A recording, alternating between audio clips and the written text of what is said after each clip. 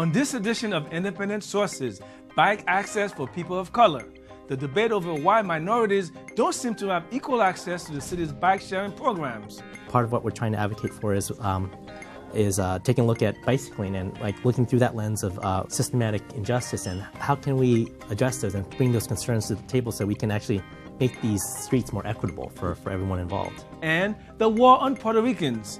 A new book explores a very violent period in that country's history. It was basically an empire imposing its will, pursuing its economic agenda at the expense of Puerto Rican lives. Those stories and more coming up on Independent Sources.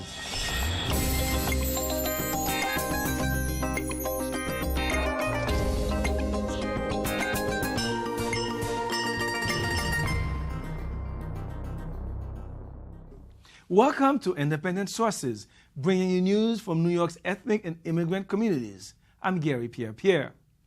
The conversation about transportation access and how it relates to color and class leads us off this week. The numbers show that more people are riding bikes in the city, but there are many who argue that people of color are being excluded from this conversation. Zyphus Lebrun spoke with Doje Lee and David Bernal of the Biking Public Project to talk about this trend and what their organization is doing to change it. Joe and David, thank you very much for being in studio with us today. Thank you for having us. Thank you, Zyphus. All right, awesome. So let's just start with the first question. Of course, tell me a little bit about the organization BPP or Biking Public Project. Thank you. We're members of the Biking Public Project, and it's a group started just a few years ago to basically provide a voice and to represent underrepresented cyclists. We often see the cycling community as kind of dominated by the mammals, the middle-aged men in Lycra. And so this has been kind of in response to be like, hey, bicycling is way more diverse. There's a diverse community of people out there. So it was a group of minority cyclists who came together and said, we need a coalition to come voice our concerns and our experiences and bring that into bicycle planning and advocacy. Right. Now, there's a conversation that's kind of brewing along the lines of access to transportation, access to bicycling. How does that conversation now go along the lines of classism and racism? And because, race and class seem to be a big part of this this debate that's starting to brew now. Joe? It's definitely clearly linked. We know that there's been long historical trends in injustices based on race and class and gender on transportation access, whether it's been how transportation, like highways, have been used to displace communities of color, or systems have been set up to privilege certain forms of mobility and certain groups, and to make commuting more difficult for other groups. And we know that for women and for communities of color, that on average, it's longer to travel because of the way transportation systems are set up. And so that's a form of structural injustice. And so part of what we're trying to advocate for is taking a look at bicycling and looking through that lens of systematic injustice and how can we address those and bring those concerns to the table so we can actually make these streets more equitable for everyone involved. Now, David, Bike Share, Citibank, they've come under fire for the access points for people of color. Is there a situation now where is City Bike just getting a bum rap for just kind of doing what they do? Is that the case, or can they do better? In other words, You could actually do a little bit of a better job of having the discourse of where are these stations located and who are they located for, who do they serve.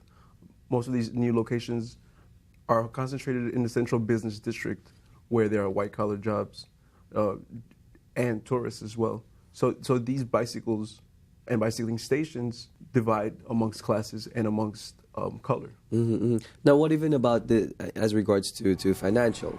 City Bike lauds its 228 or so thousand members who kind of swipe in, and their annual membership is close to 100,000, I believe, steady membership or so. But it's also about $150 on your debit card or your credit card to get access to those bikes. Do finances play a part in that separation as well, Tom? Oh, absolutely. We've seen in multiple cities, all the cities have done bike share, that finances are a huge barrier. Having access to credit cards or debit cards are a huge barrier for low-income folks. And like David said, the location, in combination with location, is it actually useful for daily lives of people? and then let alone issues regarding like how people, especially in communities of color, are policed on the street. And that has a strong intersection with barriers to cycling amongst different communities. Mm-hmm. Now, I know, David, you're involved with a program right now where you're looking into the policing of bike riders on the sidewalks and the summonses. Can you talk a little bit about that? Recently, there was a report that outlined the local policing precincts and the number of summonses that are issued. The second highest type of summonses that are issued in New York City are for bicyclists who are riding on a sidewalk. The precincts where these summonses are located that are at the highest rate are in locations that are neighborhoods that have a largely minority neighborhood.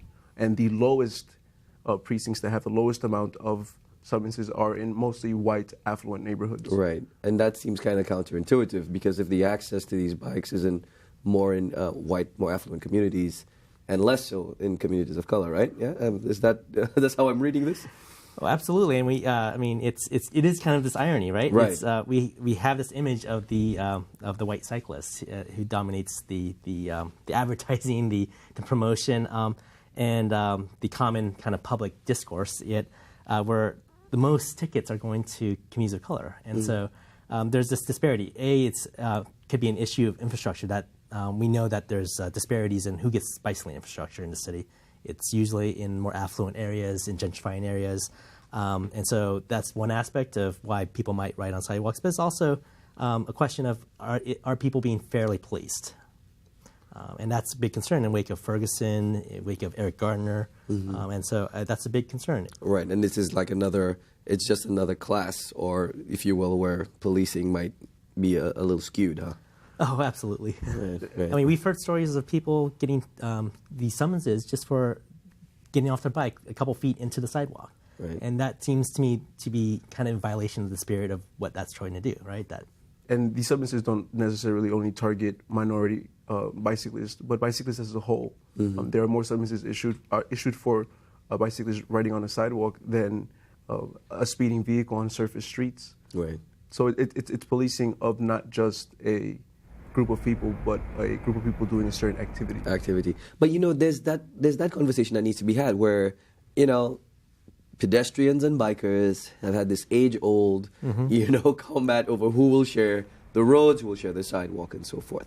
In the process of having this conversation about access in communities of color, is there another conversation that should be had about safety, road safety, or, just kind of more cordial biking, a relationship between bikers and the pedestrians that, folks share the sidewalk with? I think as we're seeing more cyclists on the road, we're also changing the relationships that people have on the road. It's one thing to kind of go through your daily life and be like, there's a certain amount of danger from cars, right? And that becomes so naturalized, it becomes such a habit that you don't even notice it anymore, even though it's actually fairly big risk, right?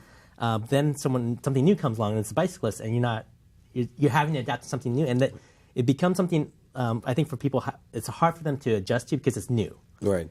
I think once people get used to it, it's not as big of a deal. Right. But in that interim where we're transitioning, it does. It seems like a big deal. And the most obvious question that I probably haven't asked in our entire conversation is, what is behind this boom in bikes? Why are so many more people riding bikes? I've been here for a few years, and it just seems to me within the last 4 or 5 years, it's really boomed. I've seen more people riding bikes. For multiple reasons. One thing is what happened with Sandy, and seeing what could happen when transportation systems are disrupted, where gas lines are out the door, and seeing that, hey, bikes are a really great way to get around. But also, the city has been promoting it. There are a lot more bike lanes. Biking is actually getting increasingly safer for everybody. At the same time, when gas prices have spiked at different points, and I think in our conversations with communities of color and with other cyclists, delivery cyclists too, is that there's this joy that you have with cycling that you really don't get with being on a subway or in the car. In a crowded subway. Yeah. You really get to know your community in different ways, Absolutely. All right, absolutely. Well, David, thank you guys very much for being in studio with us. Thank you. All right. Still to come on the show, recounting a very turbulent time in Puerto Rico's history. Before that, Sarah Pizon and Abby Ishola have some other news. Every week we ask you to tell us what's happening in your community. Here's what we gathered. Sarah, what's trending? Well, there's a new app due in September that's making headlines. It's called Wage Theft, and its purpose is to give New York workers an effective tool to report bad contractors. It's the result of a joint effort between artists, day laborers, community organizers, and lawyers from Queens. And how did they come up with the idea for the app? So the idea came up last year at a forum on workplace safety, and it was hosted by the New Immigrant Community Empowerment in Jackson Heights. And basically, many day laborers were complaining about two things. One is that they were being harassed from location to location by contractors looking to hire them. And the second is wage theft, that they weren't getting their full salary. And how will the app work exactly? So the app is going to serve 11 day labor centers that are affiliated with networks in New York City, Long Island, and Westchester County, and basically gives the option for laborers to file anonymous claims through the app. And through that, once they've filed their complaint, they can either decide to file a formal claim in court or through the Department of Labor. Wow, so we'll check that out once it comes out. Yeah. Activists who've been pushing for the city to implement the DREAM Act are speaking out against Governor Cuomo for not including the bill in the 2015 state budget. For those who don't know what the DREAM Act is, it is a law that would allow immigrants who've arrived in the United States as minors to gain permanent residency. Yeah, this has really been an ongoing battle for them. So how are the activists taking the news that they haven't been included in the budget? Well, they're actually very upset. They feel betrayed by Governor Cuomo because he included this in his re-election campaign. And there was a group of 50 dreamers who actually staged a hunger strike to put pressure on him. Oh, wow. So they're taking this very seriously. They're even thinking ahead to the 2016 election, where they're going to steer Latino voters to vote for someone who supports something like the DREAM Act and an increase in minimum wage. Wow, it sounds like they have a solid plan, so we'll keep an eye out Absolutely. on that story. Florida A&M University Wind Symphony has made history by becoming the first classical ensemble from a historically black college or university to perform at Carnegie Hall. And it was such a success that the ensemble has been asked to perform next year at the Kennedy Center in Washington, D.C. That's incredible. I know, it's really cool. So the 58 student members were really excited about performing on such a prestigious stage, not only because, they're making history, but because it's a great opportunity to be recruited. They should be so proud. It has brought a lot of great attention to the school, and it's been a great opportunity for them to not only showcase their talent, but to also raise funds. So actually, prior to the concert, they had a little reception, and supporters and officials attended it and basically gave money for the school's equipment and scholarships to the Department of Music. Awesome. Go fam, you rattlers. Yes. So Sarah, guess what? What? April is Black Fashion Month. Really? Yes. A group of fashion designers and business owners recently gathered with elected officials in Brooklyn to celebrate the start of the month-long event, which returns for its second year. Wow. So what exactly does it have to offer? Well, there will be fashion shows, symposiums throughout the borough. Actually, the Bed-Stuy Gateway District will have pop-up trunk shows, which is actually pretty cool. And residents can attend weekly lectures that will be done by photographers, fashion designers, buyers, people in the industry, teaching them about the industry. That's really cool. So how did they come up with this idea? Well, some fashion designers in Brooklyn felt like, yes, there's a Brooklyn Fashion Week, but they still felt like there wasn't enough presence of a celebration of fashion in Brooklyn, by Brooklynites. Obviously, African-American designers felt there wasn't enough celebration of them. So that's basically how they came up with the idea. That's really cool. We'll keep an eye out. Absolutely. Well, that's it for this week. Please be sure to tweet us at IndieSources, #Abby and Sarah. And tell us what's buzzing in your community. Thanks for staying tuned. The new book, The War Against All Puerto Ricans, explores the mid-20th century revolution in Puerto Rico. The book looks at the clash between the Puerto Rican independence movement and the country's U.S.-appointed stewards. I spoke with the book's author, Nelson A. Denis. Nelson, wonderful book, by the way. Thanks for being here.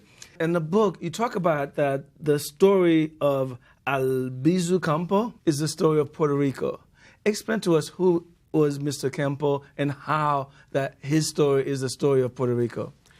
Albizu, in a sense, was a great American dream. He was a series of firsts. He was the first Puerto Rican to graduate from Harvard College, the first to graduate from Harvard Law School, served in World War I as a second lieutenant, went back to Puerto Rico and did a sort of a prototypical career decision. Instead of getting high-powered corporate jobs or clerking for a judge, he started his own little office, and he practiced poverty law. He was just defending poor people in Puerto Rico. He went on to become the president of the Nationalist Party. And just at the point where he started to organize the island and present their case to the United States is when he started to be arrested. In a sense, he was a Nelson Mandela of Puerto Rico. It sounds very much like it. 25 years in jail. 25 years. For what? For what did he? What was his crime? For having the temerity to remind the United States of its founding principles, that government is meant to be by the consent of the governed, and that all men are created equal. He was simply advocating that Puerto Rico should have control of its own resources and borders, and basically not live by slave wages. He made one interesting point. He found it interesting that to own one man makes you a scoundrel, but to own an entire nation makes you a colonial benefactor. And he got in a lot of trouble for that. Okay. Now, you talk about how you didn't start out to write this book. It was just to do research, to fill in some gaps in Puerto Rican life, and then you got the FBI files. Tell us about that. What happened? What did you discover?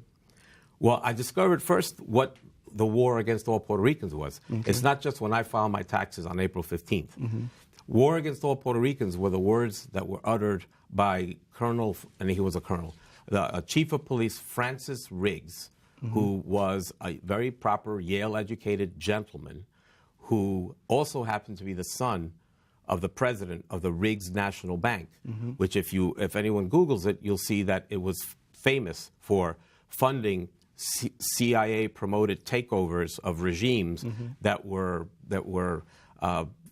covers for, they looked like revolutions or actually disguised right-wing takeovers. Finally, the Riggs National Bank was defunded when it got caught laundering money for Agustín Pinochet in Chile. Yeah. Well, this man, E. Francis Riggs, went down there as the chief of police to Puerto Rico, but basically as a plantation overseer, looking over the national bank syndicates that were funding the sugar plantations in Puerto Rico. And his words were, they killed 4 nationalists in broad daylight, the police. And he had a press conference the next day. They asked him, what's going on? What is the police doing here? And he said, well, if Pedro Albizu Campos and the nationalists continue to agitate the students and the sugarcane workers, there's going to be war to the death against all Puerto Ricans. Hence your title. And so this is the chief of police basically speaking words of terror to the entire island. And sure enough, 2 years later, we had the Ponce Massacre, where the police killed in broad daylight on Palm Sunday 17 Puerto Rican civilians who were unarmed, men, women, and children. So this is no theory. This is really happening. It was basically an empire imposing its will, pursuing its economic agenda at the expense of Puerto Rican lives.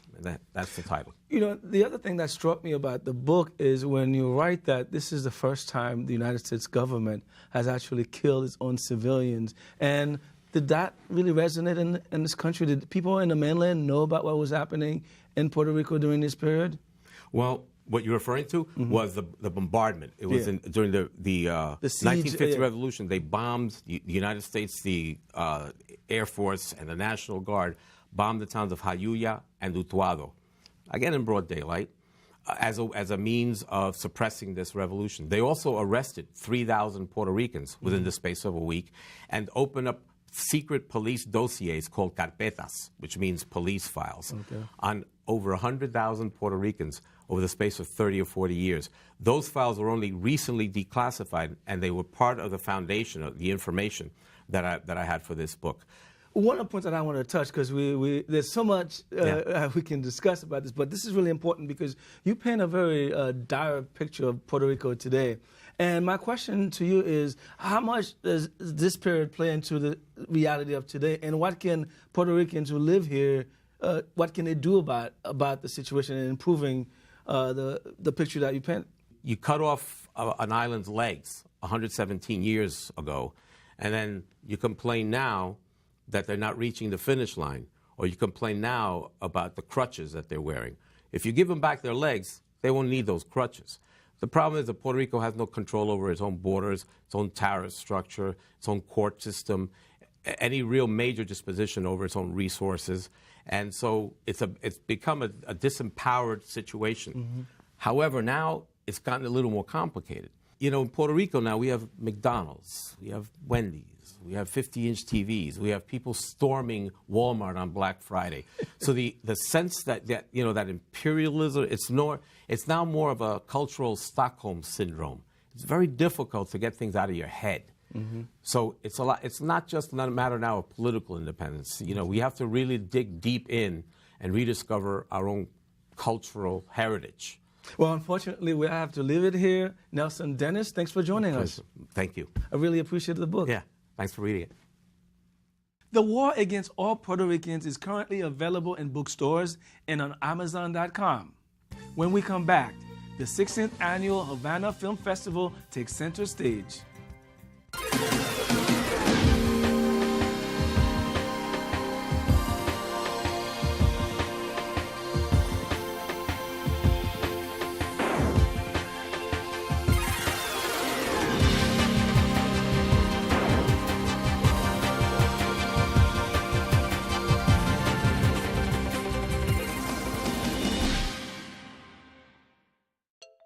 Finally, from us, 18 films will compete at this year's 16th Annual Havana Film Festival for the Havana Star Prize.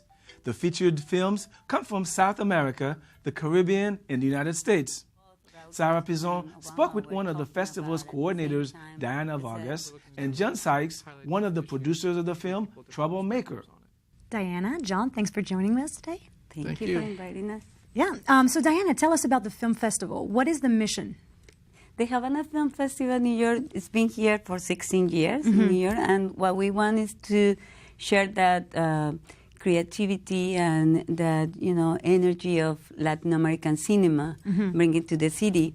And the idea is also to make a dialogue, an open dialogue between filmmakers and the audience in New York, and the stories that are behind Latin America. And there are many stories, many cultures that we need to bring. And this is the opportunity to do it, because sometimes the media, let's say the mainstream media, don't give you that opportunity. And that's why the festival is important. And so, John, you're a producer on the documentary. And so I know that the film premiered in Cuba and is now... Right. So how does that... What was that important to you for the film to premiere in Cuba? Well, in the film, there are a lot of different dignitaries, and Castro was interviewed. And Father Miguel, who's the president of the UN, he had gone there to talk about his, his movement to get the UN Charter changed. And to have that film in Cuba, and the director, Robert Salinas, was there, it was phenomenal. And then when we heard that the festival here wanted to screen the movie, it just, it showed that people are really interested in these topics. You mentioned Father Miguel a little bit, so let's dig into that. Who is Father Miguel? Tell us a little bit more about him. So Father Miguel is a well-known diplomat. He was the foreign minister of affairs for Nicaragua and became appointed the president of the General Assembly. And it's a one-year term. And so he looked at the way that the UN was being run and said there's a lot of inequality, and that Latin American countries and developing nations need to have a stronger voice and not just to be the G20 or the G8 or the Security Council. So his mission was to change that. Why did you want to be involved in this film? What was it important for you to be part of this? The project came to us and become involved through Roberto Salinas. He said, this is a great story about someone who wants to make a change in the UN and to go behind the scenes. That was something that we'd never really seen before. And so my involvement, I used to do some work for the UN, and it was really interesting to see someone come and say, let's challenge the status quo and hear a different perspective. A lot of times, growing up in the United States, you have one perspective. The media gives you one perspective. And filmmakers allow you to see through different eyes. So I think that's important as a filmmaker, to give people different cultural perspectives. And the film is in competition this year in the festival. Yes. So, Diana, what were your reaction on the film? Well, it was, for me, it was a compelling story also because I know about Father Miguel. He, more than a politician, is a humanitarian. He's a character that, brought a lot of the humanity to politics, especially in Nicaragua and Latin America. He's very active, and he was very active in Latin America. So that's why when I saw this film and the footage inside the United Nations, it was amazing. Right. And it's never been done before. Yes, it's an amazing documentary, and we are putting 8 films in the documentary category, competing for the Havana Star Prize, and this is going to be one of them. Well, I was going to ask you, what are the other films being featured in the competition? Well, the festival will have 52 films in general, but the competition is 10 on the narrative category and 8 on the documentary category. And these are films from all over Latin America and Latinos in U.S., because that's the idea also, to create that dialogue that I was talking about before. Can you tell us about a couple of these films, like a couple names? Yes, there is. This year we wanted to also, we came out with the concept that we wanted also the films to be here and to be read. And in that sense, we were honoring Gabriel Garcia Marquez and some of the films that he participated directly, not only the adaptation of his novels, and in the other side is the music, not as a component, not as a background, but as the main character. And that's how. And there are other films that had to deal with gender, with violence in women, and with the same thing that in Latin America, a lot of the youth, they are talking in other ways than only politics, and that's what we wanted to show in the festival. Very cool. And John, so what do you hope the response to your documentary will be like? Oh, I hope it'll be good. I think there's a lot of people who don't know a lot about the UN. I think as an American, I think you look at the UN in one way, but it's such a it's universal, and so perspectives on it could change. And I think that's what we're looking to do, is just highlight different issues to give people different perspectives on it. John, Diana, thank you for being with us today. Thank you. The festival runs from April 9th to the 17th. You can learn more about the films on the website hffny.com.